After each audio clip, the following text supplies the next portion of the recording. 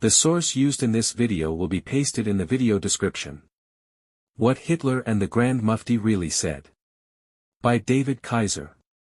This week, Israeli Prime Minister Benjamin Netanyahu sparked a wave of backlash when he argued that the Holocaust was the brainchild of the Grand Mufti of Jerusalem, Haj Amin al-Husseini, who, Netanyahu claimed, suggested killing the Jews, rather than merely expelling them, to Hitler during a 1941 visit to Berlin.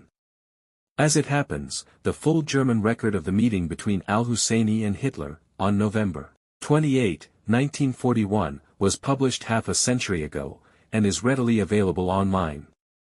It is a fascinating and important document. Not only does it make clear that Netanyahu's accusation is false, but it also sheds light on the true origins of the Holocaust, and why Hitler undertook it when he did.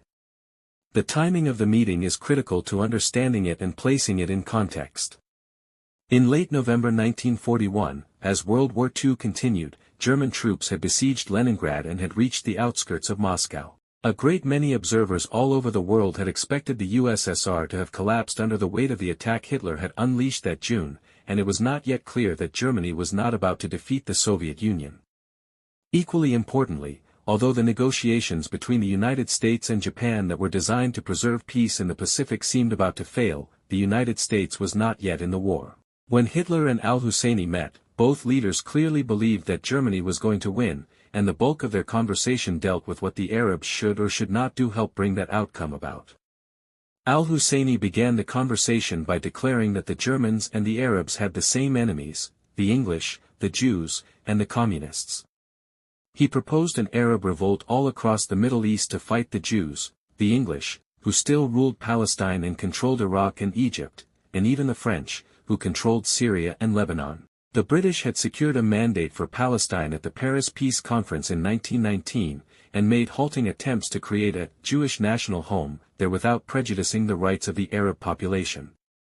He also wanted to form an Arab Legion, using Arab prisoners from the French Empire who were then POWs inside Germany. He also asked Hitler to declare publicly, as the German government had privately, that it favored the elimination of the Jewish national home in Palestine. Netanyahu uttered a half-truth when he referred to Hitler's supposed desire to expel, rather than murder, the Jews.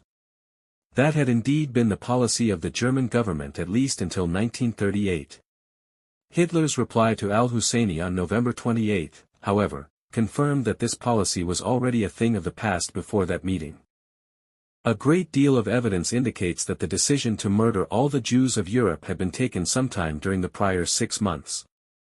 The implementation of the policy, indeed, had begun immediately after the invasion of the USSR on June 22, when Einsatzgruppen squads began rounding up and shooting Jews by the thousands as troops advanced into the USSR.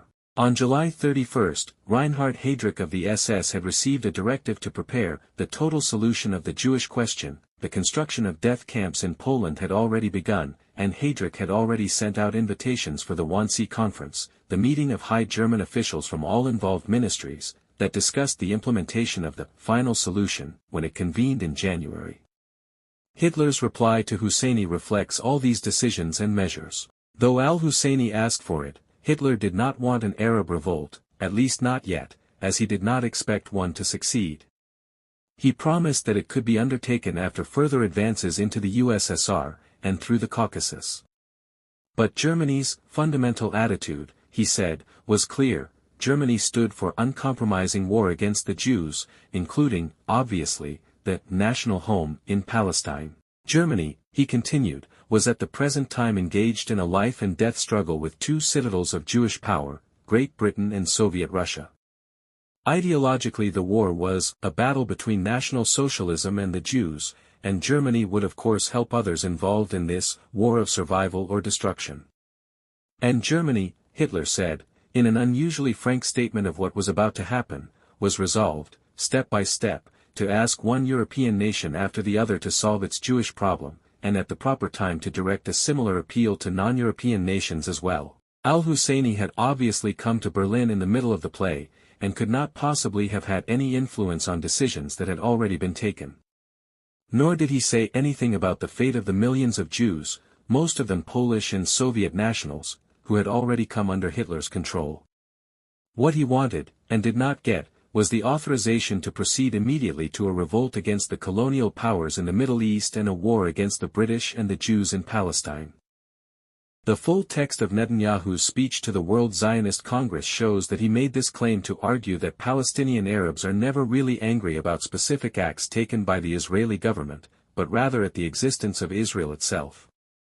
For him to suggest that a Palestinian leader, rather than Hitler, conceived of the final solution, prompted a negative reaction. The German government responded with an almost instantaneous acknowledgement of Germany's responsibility for the Holocaust. In our highly politicized age, facts are frequently a casualty of controversy, but for those who are interested, the internet makes the truth nearer at hand than ever before.